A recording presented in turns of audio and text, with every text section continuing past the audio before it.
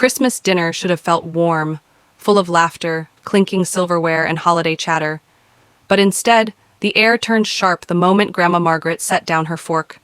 She looked straight at me, her voice slicing through the room like glass.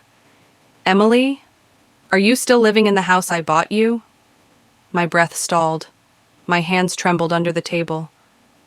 "I'm Emily Carter, 26 years old, and in that split second I knew something was terribly wrong. I didn't have a house."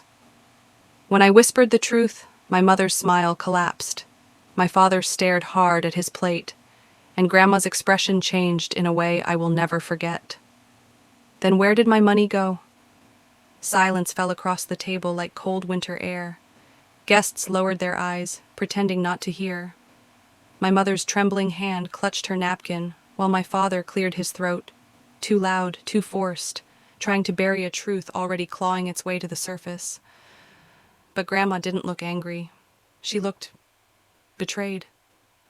"You should have a home, Emily," she said softly, her voice cracking just enough to reveal the hurt beneath. My father jumped in quickly, desperate to control the narrative. "Mother, she overspends. She isn't ready for property. We were protecting your investment." Their words were sharp, dismissive, spoken like facts rather than excuses. And as they spoke, I thought about my leaking ceiling, my empty fridge, my 2 jobs, the bitter winter nights spent wrapped in blankets because the heater barely worked. All while they told me to be grateful, to be patient, to stop wanting more. Swallowed the room whole. For the first time in years, someone cared enough to look past the pretty lies and see the life I'd been barely surviving. Grandma turned to me. "Show me where you live."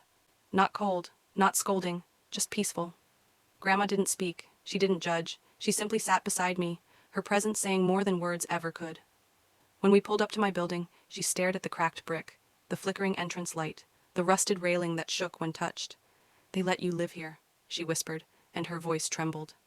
Inside, I tried to hide the worst parts, the taped window, the mold stains, the bucket beneath the dripping ceiling, but nothing escaped her eyes. She moved slowly through the tiny space, fingertips brushing the peeling paint, the worn couch, the draft slipping through broken panes. In that moment, she finally saw my reality. And for the first time in years, I didn't feel invisible. I heard paper shifting, a pen tapping softly, as if she were preparing for a storm she knew was coming. By morning, she was steady as stone, coat buttoned, cane polished, resolve unshakable. At 9 a.m., we walked into Jonathan Hale's office together. My parents were already inside. Red-rimmed eyes, locked jaw, excuses rehearsed. Jonathan spoke first. "Let's address the $400,000 transfer." My father sighed. Practiced. Performed. We were overwhelmed. Emily wasn't ready. We meant no harm. But Jonathan slid a document across the table. The lake house, renovations, furniture, vacations, designer jewelry, all tied to the same account. My father snapped. "That money saved this family." The room fell silent when Grandma stood. "Richard, you let my granddaughter struggle for rent while you drank wine on a lake deck funded by her future." He tried to speak.